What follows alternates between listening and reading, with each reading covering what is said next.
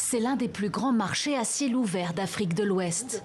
Avec ses 35 000 boutiques étalées sur plus de 19 hectares le long de la lagune de Dan, le marché d'Antokpa, poumon économique de Cotonou, vit ses derniers instants. Une fermeture nécessaire pour la sécurité des visiteurs et des marchands selon les autorités.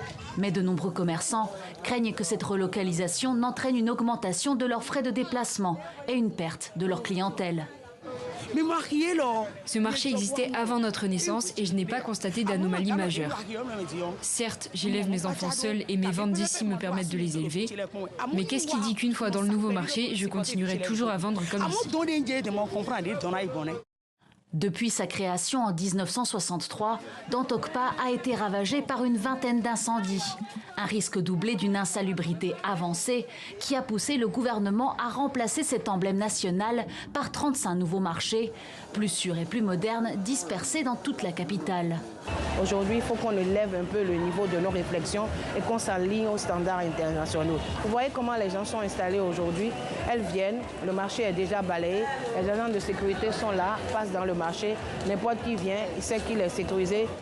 Le déménagement devrait aussi être bénéfique pour la lagune toute proche, polluée depuis des années par les activités du marché.